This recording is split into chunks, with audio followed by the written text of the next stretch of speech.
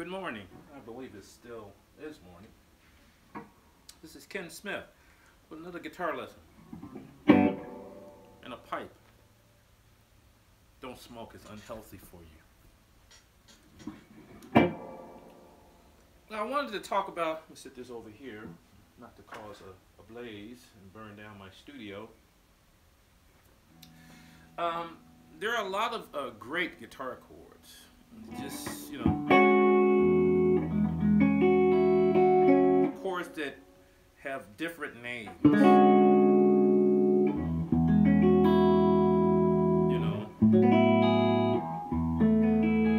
Different sounds.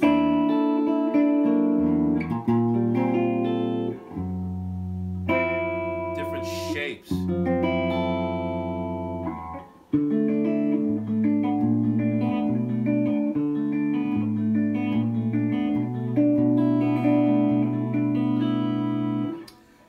But it's just impossible to remember all these chords. I remember a time, I'm going to turn my fan on over here, get myself a little air.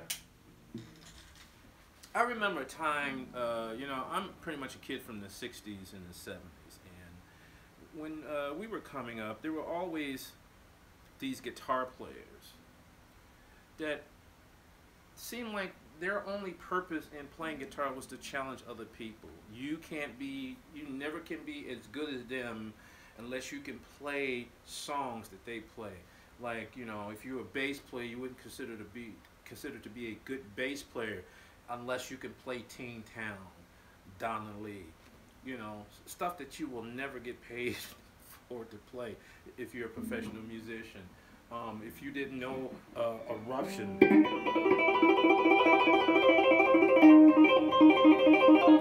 or if you didn't know how to tap,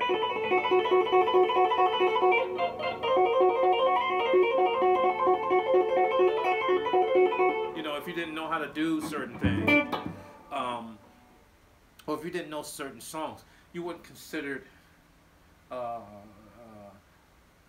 any value to the in crowd, and all this nonsense. But the real thing is, it's impossible for the human mind, unless you're just like a Stephen Hawking's mega genius, to remember all this. And to tell you the truth, you don't really want to remember, if you're anything like me, after you study so much theory, there are some things that you wish you didn't know, because that whole fun of exploring has gone, because now you know everything you're playing. The mystery of the guitar is gone. So it became a point in my life that I wish I didn't know so much, that I wish that I wasn't able to explain. And I actually prayed to God that I would just forget some things and just bring back that mystery and that fun of it, discovering some weird sounding,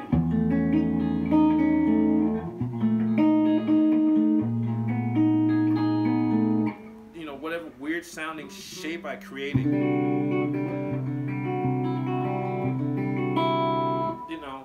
and at times, even though I could figure out what I was playing, and maybe it took me a while, or it took me a minute to break it down. Okay, that's a flat third, this is a sharp ninth, and all that mathematical craziness. Sometimes I just wouldn't. I would just let the music be what it is. And if I really want to convey it or explain it to another musician, I would just simply write it out. But my purpose here is to just let you know that out of the thousands of chords that you may sit down, and I'm talking to like a lot of the learning musicians, out of the thousands of chords that you'll study, especially if you go into schools like Berkeley, Juilliard, or MIT, the thousands of licks or whatever, when you get about my age or even younger, I'm 55, when you get even younger, you're going to forget half of that stuff. It is a true statement that you're only going to remember the stuff that you're always. And it's going to be a lot of really cute, wonderful things that you're just going to forget because you're not doing them. You may do a really great album and have some really intricate stuff, and then like 4 or 5 years down the line, you can't remember any of it. Because I've learned, on bass, I've learned Donna Lee, Teen Town, and was able to execute it flawlessly, And then later, like now, um, I can't remember any of that stuff, because when I became a gigging musician, a working musician, that stuff simply didn't come up.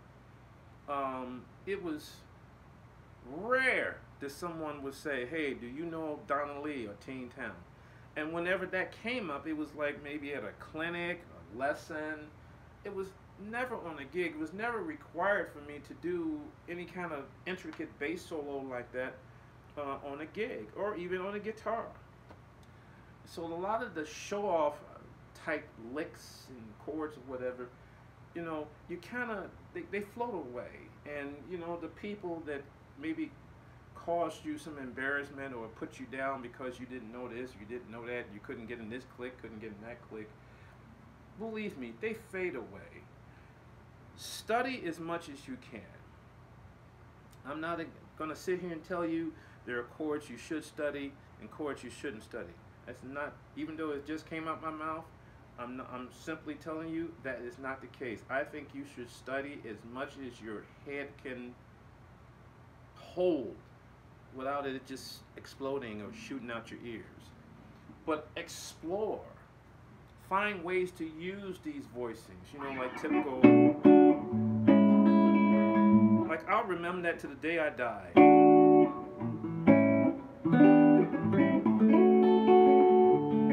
Because those are typical jazz 2-5-1s.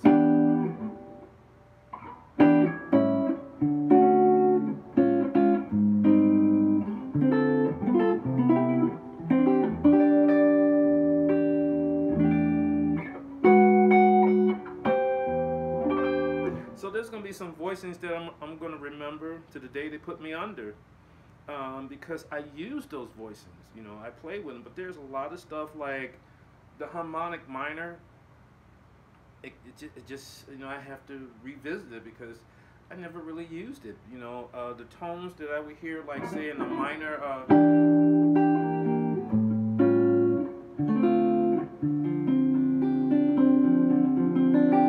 Parts of maybe a melodic or harmonic minor you would use in some a progression like that. I always just heard the chordal tones. I'm old school that way. I was taught by a lot of great old school jazz players, and a lot of them who are really great readers would tell me that my ear is more important than reading the notes on the paper. So when I would play stuff like that, I really didn't go to like a diminished scale or a whole tone scale. That's not whole tone.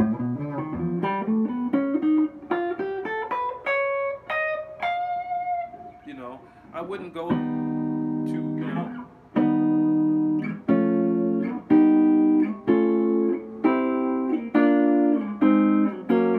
I wouldn't go to crazy chords or scales like that. I would just hear the chordal tones. So I never, even though I had studied the harmonic minor scale pretty much when I was studying classical, it just eluded me. And the melodic minor, I kind of remember bits and pieces of it, but almost just pretty much in an arpeggio sense. So what I'm saying is, these are things that I've studied and got down, but never used them really because my playing didn't dictate that I use those type of textures, heavily. I'm basically an old school jazz player when I play jazz. I believe in the diatonic scale in all its modes, and then the diminished and augmented, and that was it. And that seemed to work with me because when I was playing a lot of jazz standards, you're basically playing songs from like, the 20s on up, So a lot of the so-called, what a lot of the older cats used to call back in the day, the hip type phrasing and melodic this and harmonic that. They, you know, they didn't really use that. That wasn't the thing then. Just the basic major minors, uh, dominant, whole tone, diminished, and that was it. You know, so that's kind of the way I was brought up. And so when I played jazz and playing those tunes that pretty much are from that era, you know, from the 20s, like I said, from the 20s on up to at least the 70s, I didn't really, me and other players didn't really hear where we can really, you know, and there are players that really know that stuff. And even those players that I talked to, they said that sometimes, you know, they can't really squeeze in all they know, you know, because you're supposed to use a melodic minor here. Sometimes it was hard for them to fit that in, you know. And they end up playing like I did, using chord tones or just using the ear. So I say all that garbage to say this. There's just going to be tons of stuff you're going to study and practice. And I mean, you're going to really practice this stuff if you're a really intense guitarist like I am, and really love what you're doing and really love the sound of it. You're going to explore all kinds of things. But it's natural. I think that's a better word. It's natural to forget this stuff. I mean, if you don't use it, it's going to go away. You know, it's the same thing if you get a glass of water and you just let it sit there, you know, for a period of time, and you don't drink it, you don't use it or nothing, the water will evaporate into the air. You know, so don't feel bad if you study something and you don't really get it, or you studied something 5 years ago and you can't get your hands in that shape anymore.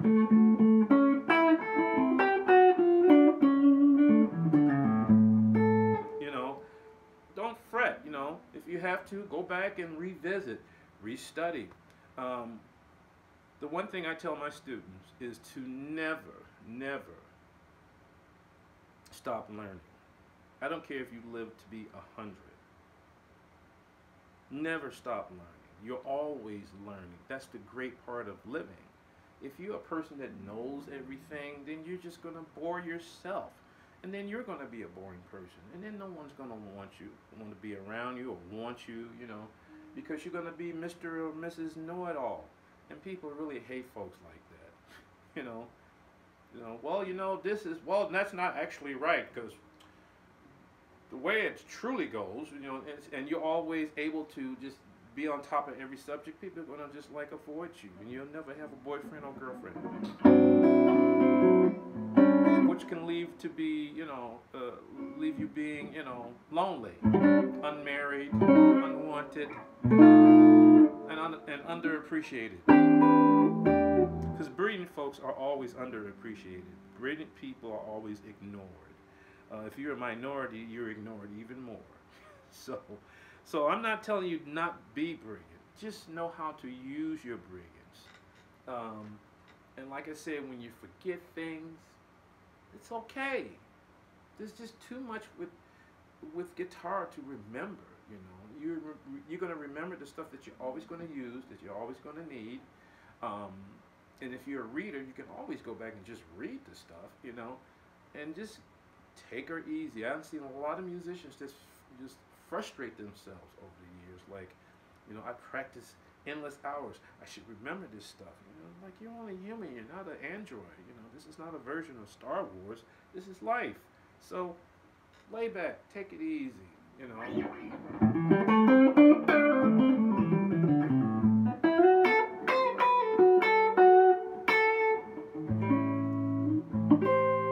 I still remember this Mickey Baker chord.